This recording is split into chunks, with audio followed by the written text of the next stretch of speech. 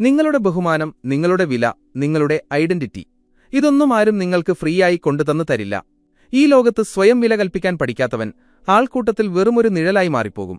ചരിത്രം സാക്ഷിയാണ്. ആരാണോ തന്നെത്തന്നെ അമൂല്യമായി കാണുന്നത്, അവർ മാത്രമേ മറ്റുള്ളവർക്കും പ്രിയപ്പെട്ടവരായി മാറിയിട്ടുള്ളൂ. ഇതാണ് ചാണക്യൻ തന്റെ നീതിശാസ്ത്രത്തിലൂടെ നമ്മളെ പഠിപ്പിക്കുന്നത്. ഇന്ന് നമ്മൾ സംസാരിക്കാൻ പോകുന്നത് അങ്ങനെയുള്ള 6 ശീലങ്ങളെക്കുറിച്ചാണ്. ഈ ശീലങ്ങൾ നിങ്ങൾ സ്വന്തമാക്കിയാൽ പിന്നെ ആരും നിങ്ങളെ നിസ്സാരമായി കാണില്ല. നിങ്ങളുടെ വാക്കുകൾക്ക് കനം കൂടും. പക്ഷെ ഒന്ന് ആലോചിച്ചു നോക്കൂ, ഈ ശീലങ്ങൾ നിങ്ങൾ ജീവിതത്തിൽ പകർത്തിയില്ലെങ്കിലോ? അപ്പോൾ നിങ്ങൾ വെറും കേൾവിക്കാരൻ മാത്രമായി ഒതുങ്ങിപ്പോകും, ഒരിക്കലും മറ്റുള്ളവരെ കേൾപ്പിക്കുന്നവനാകില്ല. അതുകൊണ്ട് ശ്രദ്ധിച്ചു കേൾക്കുക, കാരണം ഈ വീഡിയോ നിങ്ങളുടെ ജീവിതത്തിലെ തന്നെ വലിയൊരു ടേണിംഗ് പോയിന്റ് ആയേക്കാം. പിന്നൊരു കാര്യം, എനിക്കിതൊക്കെ നേരത്തെ അറിയാം, ഞാൻ ഇമ്പോർട്ടന്റ് ആണ് എന്ന് ചിന്തിക്കുന്നവരുണ്ടെങ്കിൽ ദയവായി ഈ വീഡിയോയുടെ അവസാനം വരെ നിൽക്കുക. അല്ലെങ്കിൽ നിങ്ങളുടെ ആത്മവിശ്വാസം എവിടെയെങ്കിലും വെച്ച് നഷ്ടപ്പെട്ടേക്കാം. ചാണക്യൻ പറയുന്നു, സ്വയം ബഹുമാനിക്കാത്തവനെ മറ്റാരും ബഹുമാനിക്കില്ല. ഈ വരി കേൾക്കുമ്പോൾ ചെറുതായി തോന്നാം, പക്ഷെ ഇതിനുള്ളിൽ ഒരു ജീവിതം തന്നെ ഒളിഞ്ഞിരിപ്പുണ്ട്. കാരണം ഈ ലോകത്ത് നിങ്ങൾ നിങ്ങളെത്തന്നെ നിസ്സാരമായി ലൈറ്റ് കണ്ടാൽ വിശ്വസിക്കൂ, ഈ ലോകം നിങ്ങളെ മണ്ണിൽ അലിയിച്ചു കളയും. മറിച്ച് നിങ്ങൾ സ്വയം ഒരു വിലയിട്ടാൽ ലോകം നിങ്ങൾക്കായി വഴിമാറും. ആത്മാഭിമാനം എന്ന് പറയുന്നത് വെറുമൊരു പുറമോടിയല്ല, അത് ആൾക്കൂട്ടത്തിൽ നിന്ന് നിങ്ങളെ വേറിട്ട് നിർത്തുന്ന, നിങ്ങളെ കാണാതാകാതെ സംരക്ഷിക്കുന്ന ഒരു മതിലാണ്. ആളുകൾ നിങ്ങളോട് എങ്ങനെ പെരുമാറണം എന്ന് തീരുമാനിക്കുന്ന അതിർത്തിയാണത്. ഒന്ന് ആലോചിച്ചു നോക്കൂ. ശരി, സാരമില്ല, വിട്ടേക്കൂ, ഞാൻ തന്നെ ചെയ്തോളാം എന്ന് എപ്പോഴും പറയുന്ന ഒരാളെ കണ്ടിട്ടില്ലേ? എന്താണ് സംഭവിക്കുക? പതുക്കെ പതുക്കെ ആളുകൾ മനസ്സിലാക്കും, ഇവൻ എപ്പോഴും വഴങ്ങിക്കൊടുക്കും, എപ്പോഴും അഡ്ജസ്റ്റ് ചെയ്യുമെന്ന്. എപ്പോഴാണോ അവർ നിങ്ങളുടെ ആ ദൗർബല്യം തിരിച്ചറിയുന്നത്, അപ്പോൾ മുതൽ അവർ നിങ്ങളെ മുതലെടുക്കാൻ തുടങ്ങും. പലരും ഈ കാര്യത്തെ തെറ്റായിട്ടാണ് മനസ്സിലാക്കുന്നത്. അവർ കരുതുന്നത് ആത്മാഭിമാനം എന്നാൽ ജാട കാണിക്കലാണ്, ഞാൻ ആരെക്കാളും കുറഞ്ഞവനല്ല എന്ന ചിന്തയാണ് എന്നൊക്കെയാണ്. എന്നാൽ അല്ല, ആത്മാഭിമാനം എന്നാൽ സ്വന്തം നീതി നടപ്പാക്കലാണ്. സ്വന്തം വികാരങ്ങൾക്കും അധ്വാനത്തിനും സമയത്തിനും അർഹമായ ബഹുമാനം നൽകലാണ്. നോക്കൂ, അഹങ്കാരത്തിൽ മനുഷ്യൻ മറ്റുള്ളവരെ താഴ്ത്തിക്കെട്ടുന്നു, എന്നാൽ ആത്മാഭിമാനത്തിൽ മനുഷ്യൻ സ്വയം താഴാൻ അനുവദിക്കില്ല. ഇത് രണ്ടും തമ്മിൽ വലിയ വ്യത്യാസമുണ്ട്. പിന്നെ ചിലരുണ്ട്, ആത്മാഭിമാനത്തിന്റെ പേരിൽ അഭിനയം തുടങ്ങും. ഞാൻ ആരോടും ഒന്നും പറയില്ല, പക്ഷേ എന്നോട് ആരെങ്കിലും എന്തെങ്കിലും പറഞ്ഞാൽ പിന്നെ ഞാൻ വിടില്ല. സുഹൃത്തേ, ഇത് ആത്മാഭിമാനമല്ല, ഓവർ റിയാക്ഷനാണ്. ആത്മാഭിമാനം എപ്പോഴും തണുത്തതായിരിക്കും, പക്ഷേ അത് ശക്തമായിരിക്കും. ഇനി നമുക്ക് അതിരുകളെ, ബൗണ്ടറീസ് കുറിച്ച് സംസാരിക്കാം. ഏതു ബന്ധമായാലും, സൗഹൃദം, ഓഫീസ്, കുടുംബം അല്ലെങ്കിൽ പ്രണയം, നിങ്ങൾ നിങ്ങളുടെ അതിരുകൾ നിശ്ചയിക്കുന്നില്ലെങ്കിൽ ആളുകൾ നിങ്ങളുടെ അതിരുകൾ കൈയടക്കും. ഒന്ന് ചിന്തിച്ചു നോക്കൂ, നിങ്ങളുടെ ഒരു സുഹൃത്തിനോട് നിങ്ങൾ എല്ലാത്തിനും യെസ് പറയുന്നു. രാത്രി 2 മണിക്ക് വിളിച്ചു, എടാ വാ, നമുക്ക് ബൈക്കെടുത്തൊന്ന് കറങ്ങാൻ പോകാം എന്ന് പറഞ്ഞാലും നിങ്ങൾ പോകുന്നു. അടുത്ത തവണയും അവൻ വിളിക്കുമ്പോൾ നിങ്ങൾ പോകുന്നു. അവൻ എന്ത് ചിന്തിക്കും? ഇവൻ എപ്പോഴും റെഡിയാണ്, ഇവനെ വിശ്വസിക്കാം എന്നല്ല അവൻ ചിന്തിക്കുക. മറിച്ച് ഇവന് വേറെ പണിയൊന്നുമില്ല എന്നാകും. പതുക്കെ പതുക്കെ നിങ്ങൾ അവനൊരു സുഹൃത്തല്ലാതായി മാറും, വെറുമൊരു സൗകര്യം മാത്രമായി മാറും. പക്ഷെ എപ്പോഴാണോ നിങ്ങൾ നോ പറയാൻ പഠിക്കുന്നത്, അവിടെയാണ് ബഹുമാനം തുടങ്ങുന്നത്. ആളുകൾ മനസ്സിലാക്കും, ഇവനും ഒരു അതിരുണ്ട്, ഇവനെ നിസ്സാരമായി കാണാൻ കഴിയില്ല എന്ന്. നോ പറയുന്ന കാര്യം പറഞ്ഞപ്പോഴാണ് ഓർത്തത്, ചിലർ നോ പറയുന്നത് കേട്ടാൽ അവരുടെ വൈഫൈ ആരോ കട്ട് ചെയ്തതുപോലെയാണ്. മുഖം വാടും, ശബ്ദം വിറയ്ക്കും. പിന്നെ എനിക്ക് എന്ന് പറഞ്ഞ് വിക്കി കളിക്കും. അത് കാണുമ്പോൾ തന്നെ മുന്നിലുള്ളയാൾക്ക് മനസ്സിലാകും, ഇവൻ ഉള്ളിൽ നിന്ന് ഉരുകുകയാണ്, കുറച്ചുകൂടി സമ്മർദ്ദം കൊടുത്താൽ ഇവൻ സമ്മതിക്കുമെന്ന്. നോ പറയാൻ പഠിക്കുക, പക്ഷേ അത് ദേഷ്യത്തോടെയല്ല, നല്ല ഉറച്ച ആത്മവിശ്വാസത്തോടെ, പക്വതയോടെ പറയുക. സോറി, എനിക്കതിന് കഴിയില്ല, അല്ലെങ്കിൽ ഈ തവണ എനിക്ക് വരാൻ പറ്റില്ല. അവിടെ തീർന്നു. തർക്കമില്ല, ന്യായീകരണങ്ങളില്ല. നിങ്ങൾ എപ്പോൾ ആത്മവിശ്വാസത്തോടെ നോ പറയാൻ തുടങ്ങുന്നുവോ, അപ്പോൾ മുതൽ ആളുകൾ നിങ്ങളെ സീരിയസായി എടുക്കാൻ തുടങ്ങും. കാരണം ഒരാളുടെ വില അവന്റെ യെസ് പറയുന്നതിലല്ല, അവന്റെ നോ പറയുന്നതിലാണ് തെളിയുന്നത്. പലർക്കും പേടിയാണ്, ഞാൻ അതിരുകൾ വെച്ചാൽ ആളുകൾ എന്നിൽ നിന്ന് അകന്നു പോകുമോ എന്ന്. അതെ, ചിലർ അകന്നു പോകും. അത് നല്ലതിനു വേണ്ടിയാണ്. കാരണം നിങ്ങളുടെ ആത്മാഭിമാനത്തെ ബഹുമാനിക്കാത്തവർ നിങ്ങളുടെ കൂടെയുണ്ടാകാൻ യോഗ്യരല്ല. ബന്ധങ്ങളിൽ താഴെ കൊടുക്കുന്നത് തെറ്റല്ല, പക്ഷെ സ്വയം ഇല്ലാതാകുന്ന തരത്തിൽ താഴെ കൊടുക്കുന്നത് തെറ്റാണ്. നിങ്ങളൊരു മനുഷ്യനാണ്, ആർക്കും എപ്പോൾ വേണമെങ്കിലും കയറിവരാനും പോകാനുമുള്ള ഒരു വാതിലല്ല നിങ്ങൾ. ഓർക്കുക, നിങ്ങളുടെ ആത്മാഭിമാനത്തെ ബഹുമാനിക്കാത്തവർ നിങ്ങളുടെ സ്നേഹത്തിനും അർഹരല്ല.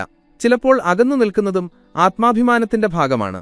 എല്ലാ ബന്ധങ്ങളും സംരക്ഷിക്കണമെന്നില്ല, പക്ഷെ സ്വയം സംരക്ഷിക്കുക എന്നത് എപ്പോഴും നിർബന്ധമാണ്. ഞാനൊരു ചെറിയ ഉദാഹരണം പറയാം. ഒരു ഓഫീസിൽ 2 പേർ ജോലി ചെയ്യുന്നു, രോഹിതും അമിതും. രോഹിത് എല്ലാ കാര്യത്തിനും യെസ് പറയും, ഓവർ ടൈം, അവധി ദിവസം, കോൾ വന്നാൽ, വേറെ ആരുടെയെങ്കിലും ജോലി, അവൻ എപ്പോഴും അവൈലബിൾ ആണ്. മറുവശത്ത് അമിത്, അവൻ അവന്റെ ജോലി ആത്മാർത്ഥമായി ചെയ്യും, പക്ഷെ അവന് കൃത്യമായ അതിരുകളുണ്ട്. അവധി ദിവസം കോൾ വന്നാൽ അവൻ പറയും, ഇപ്പോൾ ഞാൻ ഓഫ്ലൈനാണ്, നമുക്ക് നാളെ സംസാരിക്കാം. മീറ്റിംഗ് നീണ്ടുപോയാൽ അവൻ വ്യക്തമായി പറയും, ഞാൻ 6 മണിവരെ മാത്രമേ ഉണ്ടാകൂ, അത് കഴിഞ്ഞാൽ പറ്റില്ല. ഇനിയൊന്ന് ആലോചിച്ചു നോക്കൂ, കുറച്ചു മാസങ്ങൾക്ക് ശേഷം ആരുടെ കാര്യമായിരിക്കും ആളുകൾ കൂടുതൽ സീരിയസായി എടുക്കുക? ആരുടെ അഭിപ്രായത്തിനാണ് വിലയുണ്ടാവുക? അമിതിന്റെ. കാരണം അവൻ തുടക്കം മുതലേ അവന്റെ അതിരുകൾ നിശ്ചയിച്ചിരുന്നു. അവിടെയാണ് അവന്റെ വാല്യൂ ഉണ്ടായത്. രോഹിത് തുടക്കത്തിൽ എല്ലാവരെയും സന്തോഷിപ്പിച്ചു, പക്ഷെ പതുക്കെ അവൻ വെറുമൊരു എക്സ്ട്രാ ഹാൻഡ് മാത്രമായി മാറി.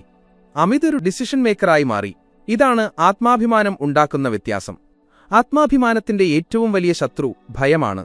ആളുകൾ പിണങ്ങുമോ എന്ന ഭയം, ഞാൻ ഒറ്റയ്ക്കായി പോകുമോ എന്ന ഭയം, എന്റെ ഇമേജ് മോശമാകുമോ എന്ന ഭയം. പക്ഷേ സത്യമെന്തെന്നാൽ ഭയം കാരണം തലകുനിക്കുന്നവൻ സ്വയം നഷ്ടപ്പെടുത്തുന്നു. ഒരിക്കൽ സ്വയം നഷ്ടപ്പെട്ടാൽ പിന്നെ ആരും നിങ്ങളെ സീരിയസായി കാണില്ല. നിങ്ങൾ മനസ്സിലാക്കണം, നോ പറയുന്നത് ആരെയെങ്കിലും വേദനിപ്പിക്കാനല്ല, മറിച്ച് സ്വയം സംരക്ഷിക്കാനാണ്. സ്വന്തം സമയം വിലപ്പെട്ടതാണെന്ന് കരുതുക. നിങ്ങൾ സ്വന്തം സമയത്തെ നിസാരമായി കണ്ടാൽ മറ്റാരും അതിനെ ബഹുമാനിക്കില്ല. നിങ്ങൾ എപ്പോൾ ലഭ്യമാണ്, എപ്പോൾ ലഭ്യമല്ല എന്ന് കൃത്യമായ അതിരുകൾ വയ്ക്കുമ്പോൾ ആളുകളും അതിനനുസരിച്ച് പെരുമാറാൻ തുടങ്ങും. ഉടനെ ന്യായീകരണം കൊടുക്കരുത്. നോ പറഞ്ഞ ശേഷം എല്ലാത്തിനും കാരണം ബോധിപ്പിക്കേണ്ട ആവശ്യമില്ല. ആത്മവിശ്വാസമുള്ള ഒരാൾ തന്റെ നോ എന്ന വാക്കിനെ നോ ആയി തന്നെ നിലനിർത്തും. ന്യായീകരണം കൊടുക്കുന്നത് ചിലപ്പോൾ നിങ്ങളുടെ അതിരുകളെ ദുർബലമാക്കും. സ്വയം അഭിനന്ദിക്കുക. അതെ, നിങ്ങളുടെ ഗുണങ്ങളെ നിങ്ങൾ തന്നെ അഭിനന്ദിക്കുക. കാരണം നിങ്ങളുടെ ഉള്ളിലെ നന്മകളെ നിങ്ങൾ കാണുന്നില്ലെങ്കിൽ വേറെ ആരും അത് കാണാൻ പോകുന്നില്ല.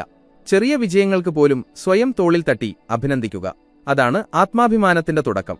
പിന്നെ സ്വന്തം അഭിനന്ദനമെന്ന് പറഞ്ഞ് മുറിയിലിരുന്ന് നിങ്ങൾ തന്നെ കൈയടിച്ച് പുറത്തുള്ളവരെ പേടിപ്പിക്കരുത്. ഉള്ളിൽ നിന്ന് ശാന്തമായി, അതെ, എനിക്കിതിനുള്ള കഴിവുണ്ട് എന്ന് വിശ്വസിക്കുക.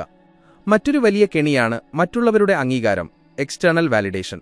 നമ്മളിൽ ഭൂരിഭാഗം പേരും മറ്റുള്ളവരുടെ അഭിപ്രായത്തിലാണ് സ്വന്തം വില കണ്ടെത്തുന്നത്. ആരെങ്കിലും കൊള്ളാം എന്ന് പറഞ്ഞാൽ നമ്മൾ മഹാനാണെന്ന് തോന്നും. ഇത് ഒന്നിനും കൊള്ളില്ല എന്ന് പറഞ്ഞാൽ നമ്മൾ തകർന്നുപോകും. ഇത് അപകടകരമാണ്. ആത്മാഭിമാനം എന്നാൽ നിങ്ങളുടെ വില നിങ്ങളുടെ കൈകളിൽ തന്നെയായിരിക്കണം. ആരെങ്കിലും പുകഴ്ത്തിയാൽ സന്തോഷിക്കാം, പക്ഷേ ആരും പുകഴ്ത്തിയില്ലെങ്കിലും തകർന്നു പോകരുത്. മറ്റുള്ളവരുടെ കൈയടികളിൽ ജീവിക്കരുത്. സ്വന്തം ആത്മാഭിമാനത്തിൽ ജീവിക്കുക. സുഹൃത്തുക്കളെ, നിങ്ങളുടെ ജീവിതത്തിൽ ഒരേയൊരു കാര്യം മാറ്റാൻ സാധിക്കുമെങ്കിൽ അത് നിങ്ങളുടെ ആത്മാഭിമാനമായിരിക്കണം. കാരണം ആത്മാഭിമാനം ആൾക്കൂട്ടത്തിൽ നിങ്ങൾക്ക് ഒരു ഐഡന്റിറ്റി നൽകുന്ന മതിലാണ്. നിങ്ങളെ ആരും ഉപയോഗിക്കാതിരിക്കാൻ സഹായിക്കുന്ന കവചമാണത്. കേൾവിക്കാരനിൽ നിന്ന് കേൾപ്പിക്കുന്നവനിലേക്കുള്ള ദൂരമാണത്. ഇനിയൊന്ന് ആലോചിച്ചു നോക്കൂ, ഒരിക്കൽ നിങ്ങൾ ഈ മതിൽ പണിതു കഴിഞ്ഞാൽ ആളുകൾ നിങ്ങളെ എങ്ങനെ നോക്കിക്കാണും? ഇന്ന് നിങ്ങളെ നിസാരമായി കാണുന്നവർ നാളെ നിങ്ങളുടെ വാക്കുകൾക്കായി കാത്തിരിക്കും. ഇതൊക്കെ പറയാൻ എളുപ്പമാണ്, ചെയ്യാൻ പാടാണ് എന്ന് നിങ്ങൾ ചിന്തിക്കുന്നുണ്ടെങ്കിൽ നിങ്ങൾ ചിന്തിക്കുന്നത് ശരിയാണ്. എളുപ്പമായി ഒന്നുമില്ല. പക്ഷേ ഈ വഴിയിലൂടെ നടക്കുന്നവൻ ആൾക്കൂട്ടത്തിന്റെ ഭാഗമല്ല, ആൾക്കൂട്ടത്തിന് വഴി കാണിക്കുന്നവനായി മാറും. ആത്മാഭിമാനം ഒരു ദിവസം കൊണ്ട് വരുന്നതല്ല, അത് ദിവസവും ഉണ്ടാക്കിയെടുക്കേണ്ടതാണ്. ദിവസവും സ്വയം ഓർമ്മിപ്പിക്കണം, ഞാൻ ആരേക്കാളും കുറഞ്ഞവനല്ല എന്ന്. ഇതാണ് ചാണക്യന്റെ ആദ്യത്തേതും ഏറ്റവും വലിയതുമായ നീതി. സ്വയം ബഹുമാനിക്കാത്തവനെ ആരും ബഹുമാനിക്കില്ല. ഇനി ചോദ്യം ഇതാണ്, നിങ്ങൾ നിങ്ങളുടെ മതിൽ പണിയാൻ തയ്യാറാണോ? ചാണക്യൻ പറയുന്നു, മൗനമാണ് ഏറ്റവും വലിയ ഉത്തരം. ഇനി ഒന്ന് നിൽക്കൂ. ഈ വരി വെറുതെ കേൾക്കുകയല്ല, അത് അനുഭവിക്കുക. നമ്മൾ ജീവിക്കുന്നത് എല്ലാവരും സംസാരിക്കാൻ വെമ്പുന്ന ഒരു ലോകത്താണ്. സോഷ്യൽ മീഡിയയിൽ പോസ്റ്റുകൾ, കമന്റുകൾ, തർക്കങ്ങൾ. ആർക്കും ആരെയും കേൾക്കാൻ സമയമില്ല. എല്ലാവരും സ്പീക്കർമാരായി മാറിയിരിക്കുന്നു, കേൾവിക്കാർ ആരുമില്ല. മൗനത്തിന്റെ ശക്തി മനസ്സിലാക്കുന്നവർ അതിലും കുറവാണ്. സമൂഹത്തിൽ ഒരു തെറ്റിദ്ധാരണയുണ്ട്, കൂടുതൽ സംസാരിക്കുന്നവനാണ് ബുദ്ധിമാൻ, അവനാണ് സ്വാധീനശക്തിയുള്ളവനെന്ന്. പക്ഷെ സത്യം നേരെ മറിച്ചാണ്. കുറച്ച് സംസാരിക്കുന്നവൻ, ശരിയായ സമയത്ത് മാത്രം സംസാരിക്കുന്നവൻ, അവനാണ് ഏറ്റവും വലിയ സ്വാധീനമുണ്ടാക്കുന്നത്. നിങ്ങൾ ശ്രദ്ധിച്ചിട്ടുണ്ടാകും, ചിലർ എല്ലാ വിഷയത്തിലും സംസാരിച്ചുകൊണ്ടേയിരിക്കും. രാഷ്ട്രീയം, ക്രിക്കറ്റ്, റിലേഷൻഷിപ്പ്, നാട്, ലോകം, എല്ലാത്തിലും അവർക്ക് അഭിപ്രായമുണ്ടാകും. എന്നാൽ ചിലരുണ്ട്, അവർ അധിക സമയവും മിണ്ടാതിരിക്കും. കൃത്യസമയത്ത് ഒരൊറ്റ വരി പറയും. ആ വരി എല്ലാവരെയും ചിന്തിപ്പിക്കും. സുഹൃത്തെ, നിങ്ങൾ എപ്പോഴും സംസാരിച്ചുകൊണ്ടിരുന്നാൽ നിങ്ങളുടെ വാക്കുകൾക്ക് ന്യൂസ് ചാനലിലെ ബഹളം പോലെ വിലയില്ലാതാകും. ആരും അത് ശ്രദ്ധിക്കില്ല. എന്നാൽ ആവശ്യമില്ലാതെ വായ തുറക്കാത്ത, അനാവശ്യമായി ജ്ഞാനം വിളമ്പാത്ത ഒരാൾ സംസാരിക്കുമ്പോൾ ആളുകൾ പെട്ടെന്ന് ശ്രദ്ധിക്കാൻ തുടങ്ങും. എന്തുകൊണ്ട്? കാരണം അയാളൊരു നിഗൂഢതയായി മിസ്റ്ററി മാറിയിട്ടുണ്ടാകും. ആളുകൾ അയാളെ നിസ്സാരമായി കാണില്ല. മൗനം നിങ്ങളെ ആൾക്കൂട്ടത്തിൽ നിന്ന് വേറിട്ട് നിർത്തും. എല്ലാവരും സംസാരിക്കുമ്പോൾ നിങ്ങൾ മിണ്ടാതിരുന്നാൽ ആളുകൾ ചിന്തിക്കും, ഇവൻ എന്താണ് മിണ്ടാത്തത്? ആ നിശബ്ദത നിങ്ങൾക്ക് ശക്തി നൽകും. മൗനം നിങ്ങളെ ദുർബലനല്ല, ശക്തനാക്കി മാറ്റും. മൗനത്തിന്റെ ശക്തി പ്രവർത്തിക്കണമെങ്കിൽ അത് തന്ത്രപരമായി ഉപയോഗിക്കണം. എപ്പോൾ സംസാരിക്കണം, എപ്പോൾ മിണ്ടാതിരിക്കണമെന്നറിയണം. ദേഷ്യം വരുമ്പോൾ മൗനം. ആരെങ്കിലും നിങ്ങളെ ദേഷ്യം പിടിപ്പിക്കുമ്പോൾ, തർക്കിക്കുമ്പോൾ, നിങ്ങളെ തകർക്കാൻ ശ്രമിക്കുമ്പോൾ തിരിച്ച് മറുപടി കൊടുക്കുന്നതിനു പകരം നിങ്ങൾ മൗനം പാലിച്ചാൽ നിങ്ങൾ സ്വയം രക്ഷിക്കുക മാത്രമല്ല, മറ്റേയാളെ അസ്വസ്ഥനാക്കുകയും ചെയ്യും. കാരണം അയാൾ വഴക്കിന് തയ്യാറായിരുന്നു, പക്ഷേ നിങ്ങൾ ആ കളിക്ക് നിന്നുകൊടുത്തില്ല. ദേഷ്യത്തിൽ പറയുന്ന ഒരു വാക്ക് ജീവിതകാലം മുഴുവൻ കുറ്റബോധമുണ്ടാക്കിയേക്കാം. എന്നാൽ ദേഷ്യത്തിൽ പാലിക്കുന്ന മൗനം നിങ്ങളുടെ ഏറ്റവും വലിയ വിജയമാകും. സ്വയം വില തെളിയിക്കേണ്ട സമയത്ത് മൗനം. സ്വന്തം ഗുണങ്ങൾ നിങ്ങൾ തന്നെ പറഞ്ഞു നടക്കുമ്പോൾ ആളുകൾ നിങ്ങളെ നിസ്സാരമായി കാണും. എന്നാൽ നിങ്ങൾ മിണ്ടാതിരിക്കുകയും നിങ്ങളുടെ പ്രവൃത്തി സംസാരിക്കുകയും ചെയ്യുമ്പോൾ ആളുകൾ നിങ്ങളെ പുകഴ്ത്താൻ തുടങ്ങും. ചിലർ ഇന്റർവ്യൂവിന് ചെന്നാൽ ബയോഡേറ്റയല്ല, മഹാഭാരതം മുഴുവൻ പറയും. എന്നാൽ ചിലർ ഒറ്റ വരിയിൽ പറയും, എന്റെ വർക്ക് നോക്കൂ. ആ വ്യത്യാസം അവിടെ തന്നെ കാണാം. പൊതുസ്ഥലത്ത് അപമാനിക്കപ്പെടുമ്പോൾ മൗനം. ചിലപ്പോൾ ആളുകൾ നിങ്ങളെ പരസ്യമായി നാണം കെടുത്താൻ ശ്രമിക്കും. ആ സമയത്ത് നിങ്ങൾ തിരിച്ചു പ്രതികരിച്ചാൽ അത് വലിയൊരു വഴക്കാകും. എന്നാൽ നിങ്ങൾ മൗനം പാലിച്ചാൽ നിങ്ങളുടെ അന്തസ്സ് സംരക്ഷിക്കപ്പെടും. മറുഭാഗത്തുള്ളയാളുടെ നിലവാരമില്ലായ്മ വെളിപ്പെടുകയും ചെയ്യും. മൗനം ആ സമയത്ത് നിങ്ങളുടെ കവചമാണ്. ഇക്കാലത്ത് എല്ലാത്തിലും അഭിപ്രായം പറയുന്നതാണ് ട്രെൻഡ്. അയൽപ്പക്കത്തെ വഴക്കിനുവരെ അഭിപ്രായം. എന്നാൽ ഓർക്കുക, എല്ലാത്തിലും അഭിപ്രായം പറയുന്നവന്റെ അഭിപ്രായത്തിന് ഒരു വിലയുമുണ്ടാകില്ല. ചിലരോട് എന്താ വിശേഷം എന്ന് ചോദിച്ചാൽ സിനിമയുടെ തുടക്കം മുതൽ ക്ലൈമാക്സ് വരെ അവർ പറയും. എന്നാൽ ശരിയായ സ്ഥലത്ത് മാത്രം സംസാരിക്കുന്നവന്റെ ശബ്ദം ആർക്കും അവഗണിക്കാൻ കഴിയില്ല. മൗനം വെറുമൊരു സ്വഭാവമല്ല, അതൊരു പവർ പ്ലേ ആണ്. അത് മറ്റുള്ളവരെ നിങ്ങളെക്കുറിച്ച് ചിന്തിക്കാൻ പ്രേരിപ്പിക്കുന്നു. ഇവൻ എന്താണ് ആലോചിക്കുന്നത്? ഇവൻ എന്താ ഒന്നും മിണ്ടാത്തത്? ഇവന്റെ അടുത്ത നീക്കം എന്താണ് എന്ന് ആളുകൾ ചിന്തിക്കാൻ തുടങ്ങുമ്പോൾ കടിഞ്ഞാൺ നിങ്ങളുടെ കൈകളിലാകും. ബിസിനസ്സിലായാലും ബന്ധങ്ങളിലായാലും രാഷ്ട്രീയത്തിലായാലും കുറച്ചു വാക്കുകളുള്ളവന് കൂടുതൽ സ്വാധീനമുണ്ടാകും. ഒരു മീറ്റിംഗിൽ ഏറ്റവും ശക്തനായ ആളെ കണ്ടെത്തണമെങ്കിൽ ഏറ്റവും കൂടുതൽ മിണ്ടാതിരിക്കുന്ന ആളെ നോക്കിയാൽ മതി. ബാക്കി എല്ലാവരും അയാളെ ബോധ്യപ്പെടുത്താൻ ശ്രമിക്കുകയായിരിക്കും. ഞാനൊരു കഥ പറയാം. ഒരു കമ്പനിയിൽ ബോർഡ് മീറ്റിംഗ് നടക്കുന്നു. എല്ലാവരും അവരുടെ അഭിപ്രായങ്ങൾ പറയുന്നു. ഒരാൾ പ്രൊജക്ട് ശരിയാണെന്ന് പറയുന്നു, വേറൊരാൾ തെറ്റാണെന്ന് പറയുന്നു. അവിടെ ഒരു സീനിയർ മെമ്പർ ഇരിക്കുന്നുണ്ടായിരുന്നു. മീറ്റിംഗ് മുഴുവൻ അദ്ദേഹം മിണ്ടാതിരുന്ന് കേട്ടു. എല്ലാവരും പറഞ്ഞു കഴിഞ്ഞപ്പോൾ അദ്ദേഹം വെറും 2 വരികൾ പറഞ്ഞു. ആ 2 വരികൾ ആ മീറ്റിംഗിന്റെ തീരുമാനമായി മാറി. ബാക്കി 10 പേരും 11 പേജ് പ്രസംഗം നടത്തിയിട്ടും കാര്യമില്ലാത്തിടത്താണ് കൃത്യസമയത്ത് പറഞ്ഞ ആ 2 വരികൾ ജയിച്ചത്. ഇതാണ് മൗനത്തിന്റെ ശക്തി. മിണ്ടാതിരിക്കുന്നത് പേടികൊണ്ടോ ബലഹീനത കൊണ്ടോ ആണെന്ന് പലരും തെറ്റിദ്ധരിക്കാറുണ്ട്. അത് സ്വയം നിയന്ത്രിക്കാൻ അറിയാത്തവരുടെ ചിന്തയാണ്. യഥാർത്ഥ ശക്തി അലറി വിളിക്കുന്നതിലല്ല, സ്വന്തം നാവിനെ നിയന്ത്രിക്കുന്നതിലാണ്. ദേഷ്യത്തിൽ സംസാരിക്കാൻ എളുപ്പമാണ്, വഴക്കിടാൻ എളുപ്പമാണ്.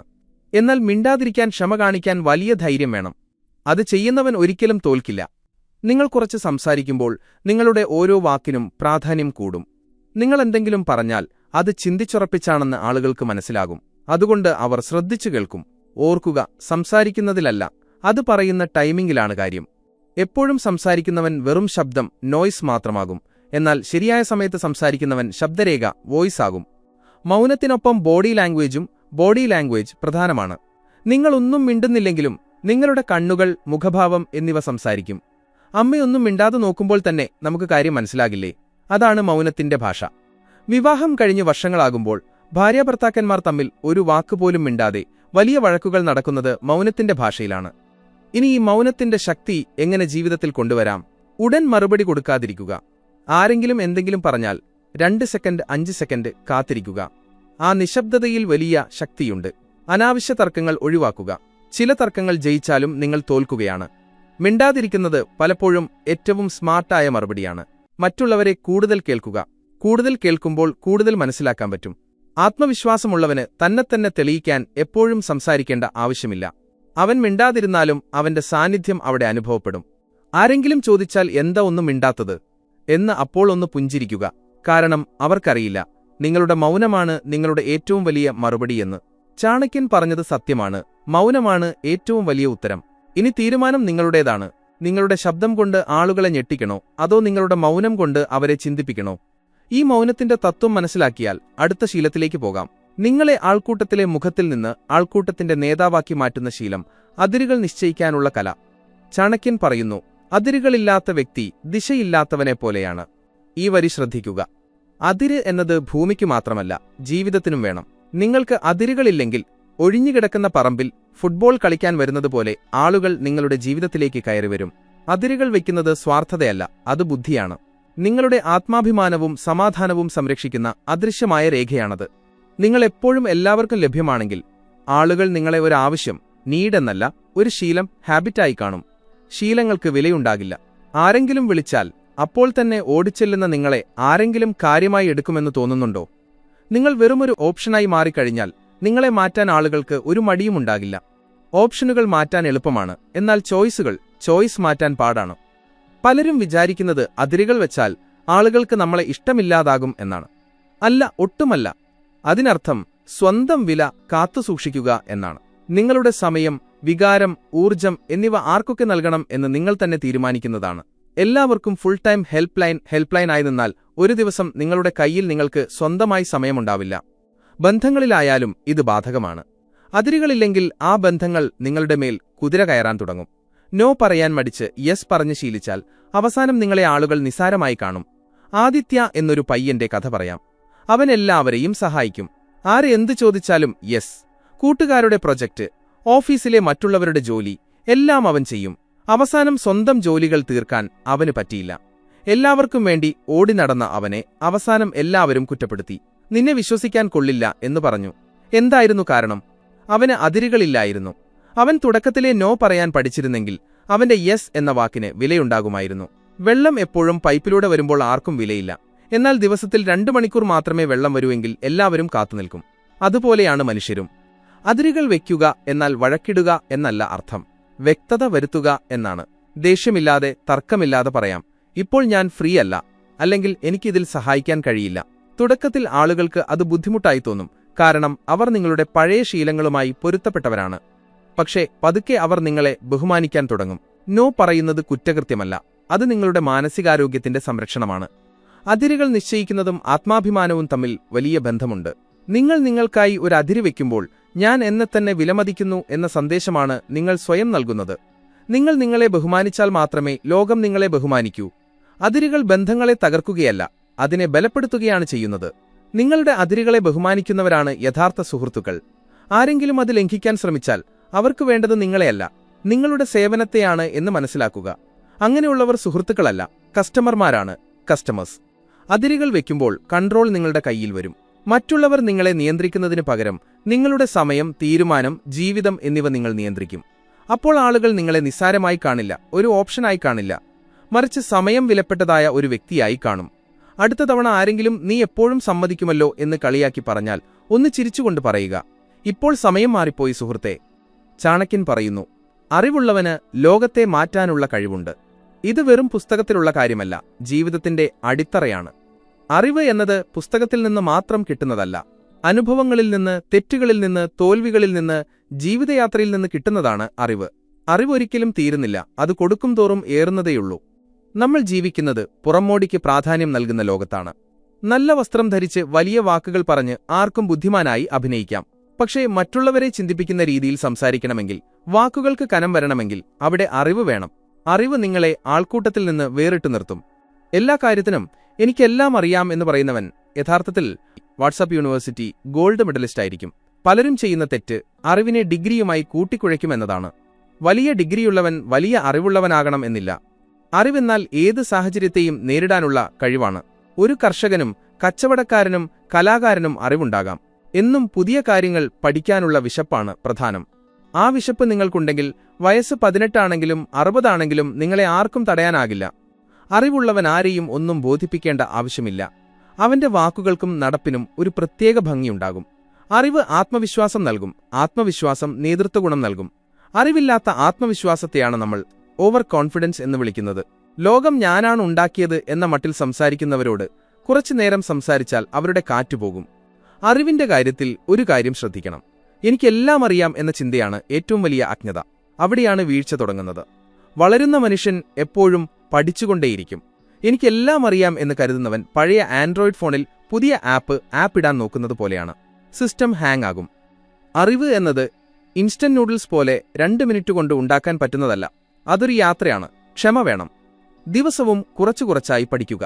പണം തീർന്നുപോകാം, ബന്ധങ്ങൾ തകരാം, പക്ഷേ അറിവാർക്കും കവർന്നെടുക്കാൻ പറ്റാത്ത നിക്ഷേപമാണ്. എത്രത്തോളം ഉപയോഗിക്കുന്നുവോ അത്രത്തോളം അത് വർദ്ധിക്കും. ഒരു ഗ്രാമത്തിൽ 2 കുട്ടികളുണ്ടായിരുന്നു. സ്കൂൾ പഠനത്തിന് ശേഷം ഒരാൾ കൃഷിയിലേക്ക് തിരിഞ്ഞു. മറ്റേയാൾ നഗരത്തിൽ പോയി കമ്പ്യൂട്ടറും ബിസിനസ്സുമൊക്കെ പഠിച്ചു.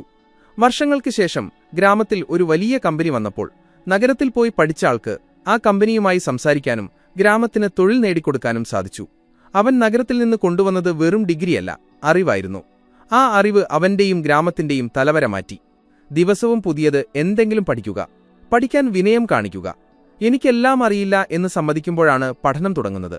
തോൽവികളിൽ നിന്ന് പഠിക്കുക, അറിവ് ഷെയർ ചെയ്യുക, പക്ഷേ ഓവർ ആകരുത്. അറിവ് നിങ്ങൾക്ക് ബഹുമാനം നേടിത്തരും, വെളിച്ചം തരും. 40 വയസ്സായി ഇനി എന്ത് പഠിക്കാൻ എന്ന് ചിന്തിക്കുന്നവരുണ്ടെങ്കിൽ ഓർക്കുക, അറിവിന് എക്സ്പയറി ഡേറ്റ് ഇല്ല.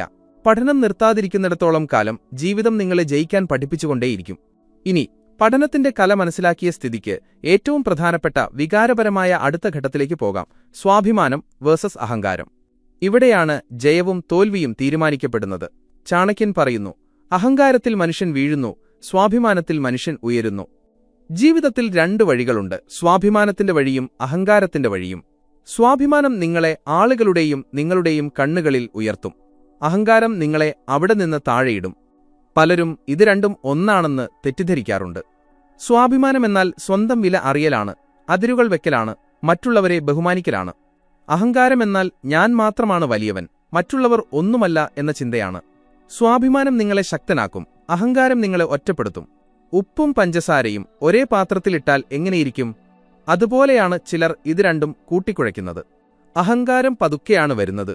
ഞാൻ കുറച്ച് കേമനാണ് എന്ന ചിന്തയിൽ തുടങ്ങി ഞാൻ മാത്രമാണ് കേമൻ എന്ന ചിന്തയിലേക്ക് എത്തും. അവിടെ പതനം തുടങ്ങും.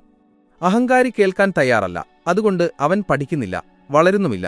സ്വാഭിമാനം എന്നാൽ അഹങ്കാരമല്ല, എനിക്ക് എന്നോട് തന്നെ ബഹുമാനമുണ്ട്, അതുപോലെ നിങ്ങളോടും ബഹുമാനമുണ്ട് എന്നതാണ് സ്വാഭിമാനം. ഇത് മറ്റുള്ളവരെ ചെറുതാക്കി കാണിക്കലല്ല. ചിലർ ചെറിയ കാര്യത്തിന് പോലും എന്നോടെങ്ങനെ ഇത് പറയാൻ തോന്നി എന്ന് ചോദിച്ച് ചൂടാകും. അത് സ്വാഭിമാനമല്ല. സ്വാഭിമാനം ശാന്തമാണ്, അഹങ്കാരം ബഹളമാണ്. സ്വാഭിമാനം ബന്ധങ്ങളെ ചേർക്കുന്നു, അഹങ്കാരം ബന്ധങ്ങളെ തകർക്കുന്നു. ഒരു കഥ പറയാം. ഒരു രാജാവുണ്ടായിരുന്നു, ശക്തൻ, പ്രശസ്തൻ. പക്ഷേ പതുക്കെ അവന് അഹങ്കാരം വന്നു. അവൻ ആരെയും കേൾക്കാതായി. മന്ത്രിമാരും കുടുംബവും അവനിൽ നിന്നകന്നു. അവസാനം രാജ്യത്തൊരു പ്രതിസന്ധി വന്നപ്പോൾ രാജാവിന്റെ കൂടെ നിൽക്കാൻ ആരുമില്ലായിരുന്നു. അഹങ്കാരം അവന് കിരീടം നൽകി, പക്ഷേ കിരീടം കാക്കാൻ ആരുമില്ലാതെയായി. നേരെ മറിച്ച് ആ ഗ്രാമത്തിൽ ഒരു വയസ്സായ മനുഷ്യനുണ്ടായിരുന്നു. പാവപ്പെട്ടവൻ, പക്ഷേ സ്വാഭിമാനിയായിരുന്നു. എല്ലാവരെയും ബഹുമാനിക്കും. ആ ഗ്രാമത്തിൽ എന്ത് പ്രശ്നം വന്നാലും ആളുകൾ അയാളുടെ അടുത്തേക്കാണ് പോയത്. കാരണം ബഹുമാനം ഹൃദയം കൊണ്ടാണ് നേടേണ്ടത്, അധികാരം കൊണ്ടല്ല. അഹങ്കാരം ആദ്യം തകർക്കുന്നത് ബന്ധങ്ങളെയാണ്. ഞാൻ എന്ന് പറയുന്നവന്റെ കൂടെ നിൽക്കാൻ ആരും ഇഷ്ടപ്പെടില്ല. അവസാനം കൈയടിക്കാൻ പോലും ആരുമില്ലാത്ത അവസ്ഥ വരും. എന്നാൽ സ്വാഭിമാനത്തോടെ ജീവിക്കുന്നവന്റെ കൂടെ ആളുകൾ നിൽക്കും. സ്വാഭിമാനം നിങ്ങളെ മറ്റുള്ളവരേക്കാൾ വലിയവനാക്കില്ല, മറിച്ച് തുല്യനാക്കും. ആരെങ്കിലും നീ ആകെ മാറിപ്പോയി എന്ന് പറഞ്ഞാൽ സന്തോഷിക്കുക. ചിലപ്പോൾ നിങ്ങൾ അഹങ്കാരത്തിൽ നിന്ന് മാറി സ്വാഭിമാനത്തിലേക്ക് എത്തിയിട്ടുണ്ടാകും. അഹങ്കാരിക്ക് തോന്നാം, എനിക്ക് ആരെയും ആവശ്യമില്ല എന്ന്. പക്ഷെ വൈകുന്നേരം ചായ കുടിക്കുമ്പോൾ മൊബൈലിലെ നോട്ടിഫിക്കേഷൻ നോക്കിയിരിക്കാനേ അവന് വിധിയുണ്ടാകൂ. എല്ലാവർക്കും എല്ലാവരെയും ആവശ്യമാണ്. സ്വയം ചോദിക്കുക, ഞാൻ മറ്റുള്ളവർക്ക് നൽകുന്ന ബഹുമാനം എനിക്ക് നൽകുന്നുണ്ടോ? ഞാൻ എന്നത് ആവശ്യമാണ്, പക്ഷേ ഞാൻ മാത്രം എന്നത് അപകടമാണ്. സ്വാഭിമാനത്തിനും അഹങ്കാരത്തിനുമിടയിലുള്ള നൂൽപ്പാലം വിടവാണ് നിങ്ങളുടെ ഉയർച്ചയും താഴ്ചയും തീരുമാനിക്കുന്നത്. ആളുകളെ ആകർഷിക്കണമെങ്കിൽ അവർക്ക് ബഹുമാനം കൊടുക്കുക. അടുത്ത തവണ അഹങ്കാരം തലപൊക്കുമ്പോൾ കണ്ണാടിയിൽ നോക്കി പറയുക, സുഹൃത്തേ, അടങ്ങൂ, നമ്മൾ മനുഷ്യരാണ്, ദൈവമല്ല.